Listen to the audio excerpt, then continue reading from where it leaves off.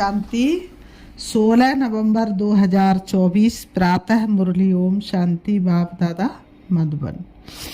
आज बाबा ने सुनाया, मीठे बच्चे, बाप आए हैं तुम्हें रूहानी हुनर सिखलाने, जिस हुनर से तुम सूर्य चांद से भी पार शांति धाम में जाते हो।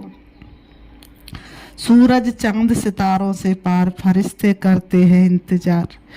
तो आप कहाँ जाते हैं? सूरज चांद सितारों से पार। वैज्ञानिकों ने हुनर सीखा तो कहाँ तक गए? चंद्रमा तक। लेकिन भगवान आकर के सूरज चांद सितारों से भी पार परम धाम की यात्रा कराते हैं। आज की मुरली से प्रश्न बाबा ने किया, साइंस घमंड और साइलेंस घमंड में कौन सा अंतर है? साइंस घमंड और साइलेंस घमंड में कौन सा अंतर है? उत्तर में बाबा ने बताया, साइंस घमंडी चांद सितारों पर जाने के लिए कितना खर्चा करते हैं, शरीर का जोखिम उठाकर जाते हैं। उन्हें ये डर रहता है कि रॉकेट कहाँ फेल ना हो जाए। तुम बच्चे साइलेंस घमंड वाले बिगर कौड़ी खर्चा सूर्य चांद से भी पार मूल वतन में चले जाते हो। तुम्हें कोई डर नहीं है क्योंकि तुम शरीर को यहाँ ही छोड़कर जाते हो। कौन जाता है सूरज चांद सितारों से पार परम धाम में? आत्मा जाती, शरीर थोड़ी नहीं जाता है। तो फिर डर किस बात का? ओम शांति। रूहानी बाप बैठ रूहानी बच्चों को समझाते हैं। बच्चे सुनते रहते हैं कि साइंसदान चांद पर जाने का प्रयत्न करते रहते हैं, लेकिन वे लोग तो सिर्फ चांद तक जाने की कोशिश करते हैं। कितना खर्चा करते हैं, बहुत डर रहता है ऊपर जाने में। अब तुम अपने ऊपर विचार करो, तुम कहाँ के रहने वाले हो? वह तो चंद्रमा की तरफ जाते, तुम तो सूर्य चांद से भी पार जाते हो। वो तो सिर्फ चंद्रमा पर जाने का पुरुषार्थ करते हैं और तुम तो सूर्य चांद सितारों से भी पार जाते हो, एकदम मूल वतन में। वो लोग तो ऊपर जाते तो उनको बहुत पैसे मिलते हैं, ऊपर में चक्र लगाकर आते तो उनको लाखों सौगात मिलती हैं। शरीर का जोखिम रिस्क उठाकर जाते हैं। वह है साइंस घमंडी, तुम्हारे पास है साइलेंस का घमंड। तुम जानते हम आत्मा अपने शांति धाम ब्रह्मांड में जाते हैं। आत्मा ही सब कुछ करती है। बाबा कहते उन्हों की भी आत्मा शरीर के साथ ऊपर में जाती है। बड़ा खौफनाक है, डरते भी है। ऊपर से गिरे तो जान खत्म हो जाएगी। वह सब है जिस्मानी हुनर। तुमको बाप रूहानी हुनर कला सिखलाते हैं। इस हुनर सीखने से तुमको कितनी बड़ी प्राइज मिलती है। 21 जन्मों की प्राइज मिलती है, नंबरवार पुरुषार्थ अनुसार। आजकल गवर्नमेंट लॉटरी भी निकालती है ना। ये बाप तुमको प्राइज देते हैं और क्या सिखाते हैं? तुमको बिल्कुल ऊपर ले जाते हैं जहाँ तुम्हारा घर है। अभी तुमको याद आता है ना कि हमारा घर कहाँ है और राजधानी जो गवाई है वह कहाँ है? रावण ने छीन लिया। अब फिर से हम अपने असली घर भी जाते हैं और राजाई भी पाते हैं।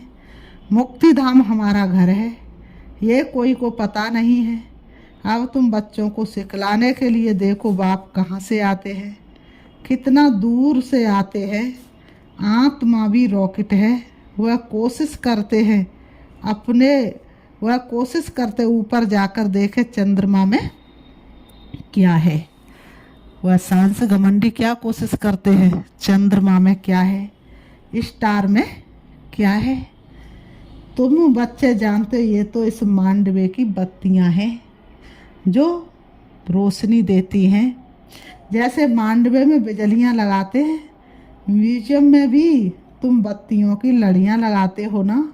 ये फिर है बेहद की दुनिया। इसमें ये सूर्य चांद सितारे रोशनी देने वाले हैं। मनुष्य फिर समझते सूर्य चंद्रमा ये देवता है, परंतु ये देवता तो है नहीं। अभी तुम समझते बाप कैसे आकर हमको मनुष्य से देवता बनाते हैं। यह ज्ञान सूर्य, ज्ञान चंद्रमा और ज्ञान लकी सितारे हैं। ज्ञान सूर्य, ज्ञान चंद्रमा और ज्ञान लकी सितारे हैं। उनका ज्ञान से ही तुम बच्चों की सदगति हो रही है। तुम कितना दूर जाते हो, बाप ने ही घर जाने का रास्ता बताया है। सिवाय बाप के कोई भी वापस अपने घर जा नहीं सकते। बाप जब आकर शिक्षा देते हैं तब तुम जानते हो, ये भी समझते हम आत्मा पवित्र बनेंगे तभी अपने घर जा सकेंगे।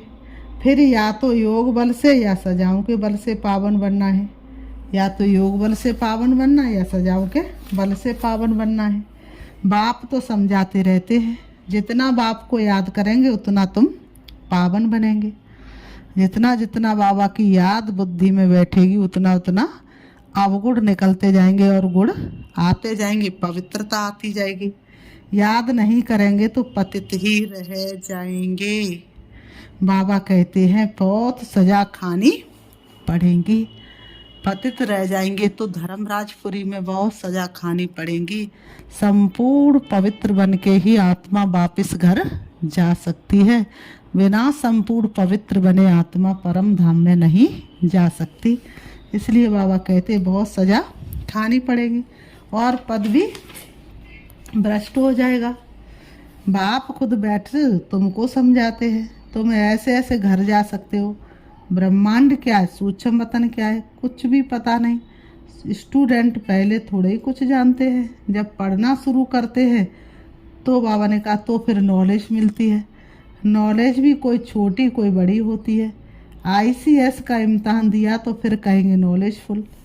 बाबा ने कहा ICS का इम्तहान जो होता है उसमें अगर पास हुए तो कहेंगे नॉलेजफुल। इससे ऊंच नॉलेज कुछ होती नहीं। अब तुम भी कितनी ऊंच नॉलेज सीखते हो। बाबा कहते बाप तुमको पवित्र बनने की युक्ति बताते हैं कि बच्चों माँ में कम याद करो तो तुम फिर पतित से पावन बनेंगे। असल में तुम आत्मा पावन थी, ऊपर अपने घर में रहने वाली थी। जब तुम सतयुग में जीवन मुक्ति में हो, बाबा ने कहा, तो बाकी सब मुक्ति धाम में रहते हैं। मुक्ति और जीवन मुक्ति दोनों को हम शिवालय कह सकते हैं। बाबा कहते हैं मुक्ति में शिव बाबा भी रहते हैं, हम बच्चे आत्माएं भी रहते हैं। ये है रूहानी हाईएस्ट नॉलेज। वह कहेंगे हम चांद के ऊपर जाकर रहेंगे। कितना माथा मारते हैं, बहादुरी दिखाते हैं, इतने मल्टी मिलियन माइल ऊपर जाते हैं, लेकिन उन्हों की आस पूर्ण नहीं होती है और तुम्हारी आस पूरी हो जाती है। उनका है झूठा जिस्मानी घमंड। उनका क्या है, झूठा जिस्मानी घमंड। बाबा कहते हैं तुम्हारा है रूहानी घमंड। वह माया की बहादुरी कितनी दिखाते हैं। मनुष्य कितनी तालियां बजाते हैं, बधाइयां देते हैं, मिलता भी बहुत है, करके 5-10 करोड़ मिलेंगे। बाबा कहते तुम बच्चों को ये ज्ञान है कि उन्हों को ये जो पैसे मिलते हैं सब खत्म हो जाएंगे, बाकी थोड़े दिन ही समझो। आज क्या है कल क्या होगा। आज तुम नरकवासी हो, कल स्वर्गवासी बन जाएंगे। टाइम कोई जास्ती नहीं लगता है। तो उन्हों की है जिस्मानी ताकत और तुम्हारी है रूहानी ताकत, जो सिर्फ तुम ही जानते हो। वह जिस्मानी ताकत से कहाँ तक जाएंगे, चांद सितारों तक पहुँचेंगे और लड़ाई शुरू हो जाएगी। फिर वह सब खत्म हो जाएंगे। उन्हों का हुनर यहाँ तक ही खत्म हो जाएगा। वह है जिस्मानी हाईएस्ट हुनर, तुम्हारा है रूहानी हाईएस्ट हुनर। तुम शांति धाम में जाते हो, उनका नाम ही है स्वीट होम। वो लोग कितने ऊपर जाते हैं और तुम अपना हिसाब करो, तुम कितने माइल्स ऊपर में जाते हो। तुम कौन, आत्माएं। बाप कहते मैं कितने माइल ऊपर में रहता हूँ, गिनती कर सकेंगे। बाबा कह रहे मैं कितने माइल में रहता हूँ, तुम गिनती कर सकेंगे। बाबा कहते उनके पास तो गिनती है, बतलाते इतने माइल ऊपर में गए फिर लौट आते हैं। बड़ी खबरदारी रखते, ऐसे उतरेंगे कोई को पता नहीं। बाबा ने कहा ऐसे उतरेंगे, ये करेंगे, बहुत आवाज़ होता है। तुम्हारा क्या आवाज़ होगा, तुम कहाँ जाते हो फिर कैसे आते हो, कोई को पता नहीं। तुमको क्या प्राइज मिलती है ये भी तुम ही जानो। वंडरफुल है, बाबा की कमाल है, किस को पता नहीं। तुम तो कहेंगे ये नई बात थोड़ी ही है। हर 5000 वर्ष बाद वह अपनी ये प्रैक्टिस करते रहेंगे। तुम इस सृष्टि रूपी ड्रामा के आदि मध्य अंत ड्यूरेशन आदि को अच्छी रीति जानते हो, तो तुमको अंदर फकुर होना चाहिए। बाबा हमको क्या सिखलाते, बहुत ऊंचा पुरुषार्थ करते। फिर बाबा ने कहा फिर भी करेंगे। ये सब बातें और कोई नहीं जानते। बाप है गुप्त, तुमको कितना रोज समझाते हैं, तुमको कितनी नॉलेज देते हैं। उन लोगों का जाना है हद तक, तुम बेहद में जाते हो।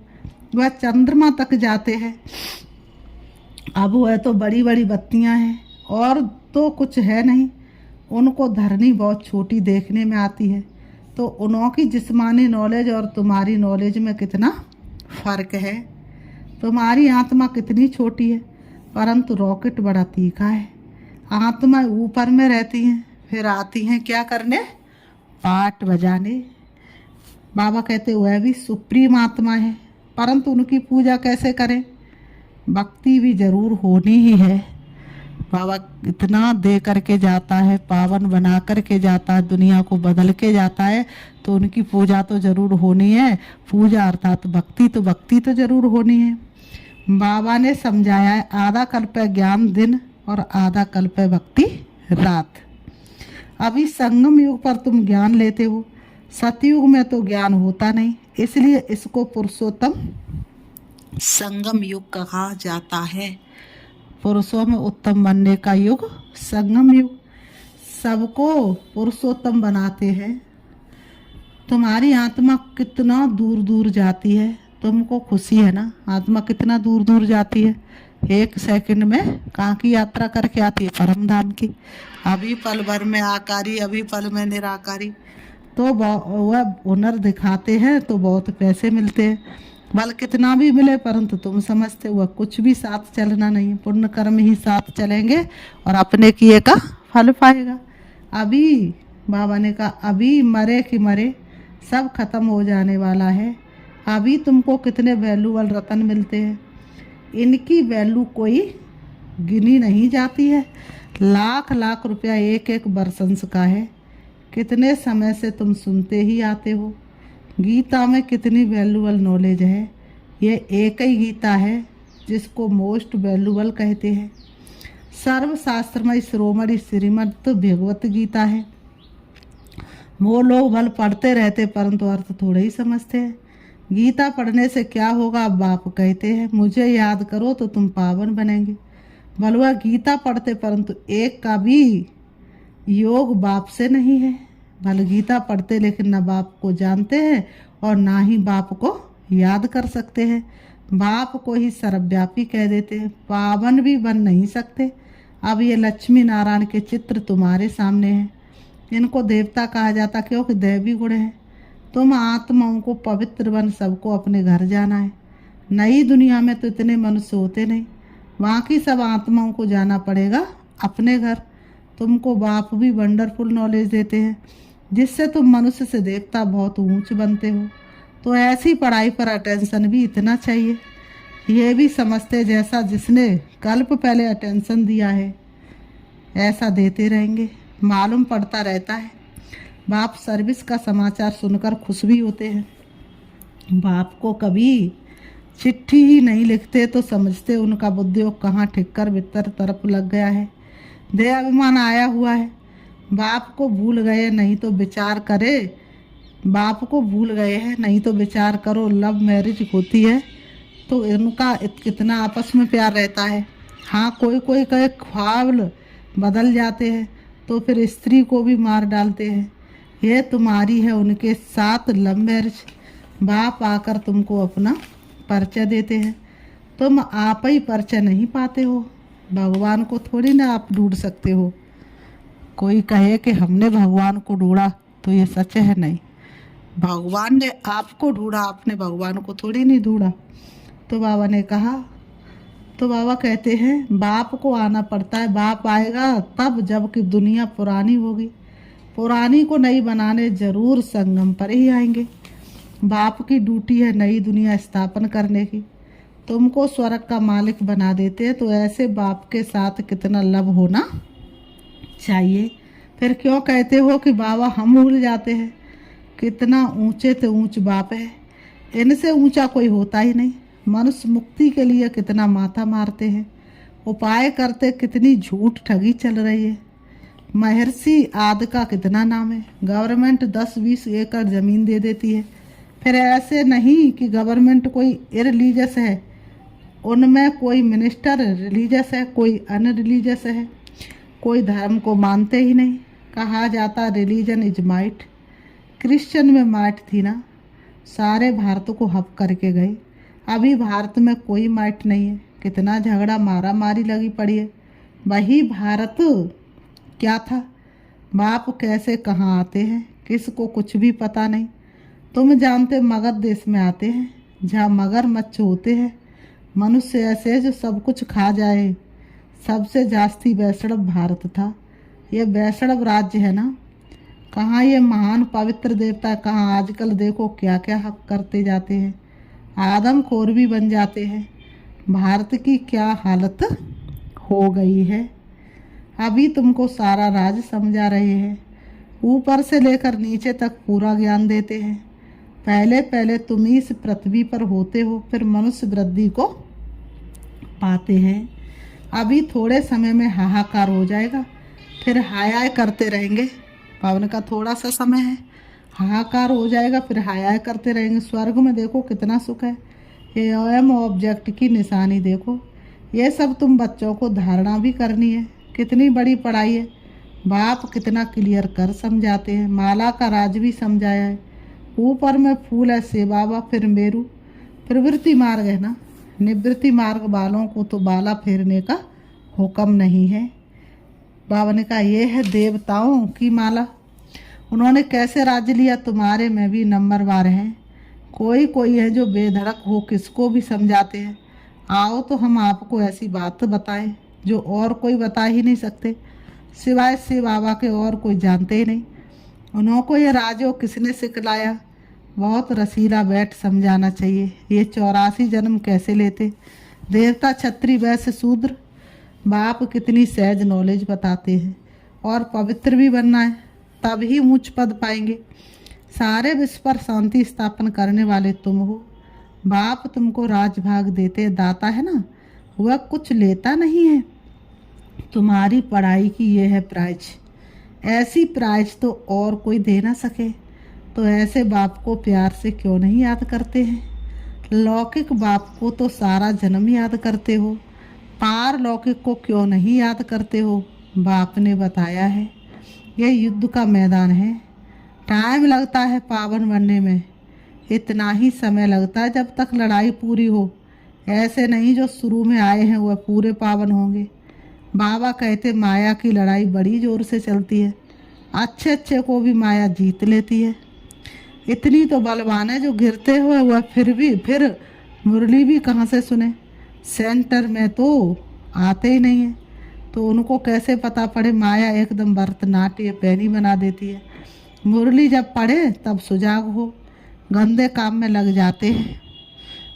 बाबा ने कहा कोई सेंसिबल बच्चा हो तो उनको समझावे, तुमने माया से कैसे हार खाई है। बाबा तुमको क्या सुनाते, तुम फिर कहाँ जा रहे हो।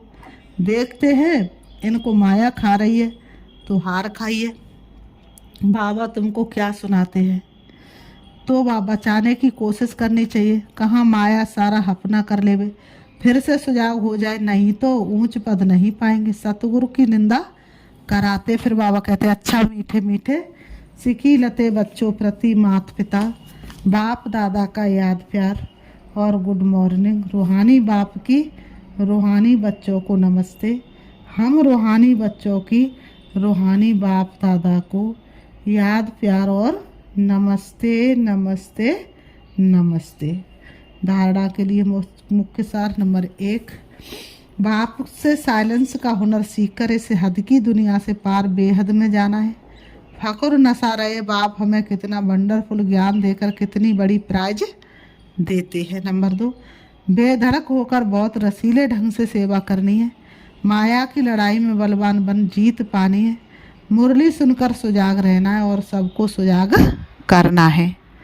आज की मुरली से बाबा ने वरदान दिया है, परम पूज्य बन परमात्म प्यार का अधिकार प्राप्त करने वाले संपूर्ण स्वच्छ आत्मा भव।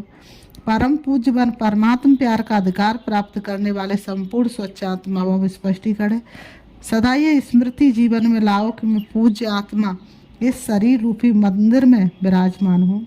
ऐसी पूज्य आत्मा ही सर्व की प्यारी है। उनकी जड़ मूर्ति भी सबको प्यारी लगती है। कोई आपस में भले झगड़ते हो लेकिन मूर्ति को प्यार करेंगे क्योंकि उनमें पवित्रता है। तो अपने आप से पूछो, मन बुद्धि संपूर्ण स्वच्छ बनी है? जरा भी अस्वच्छता मिक्स तो नहीं है?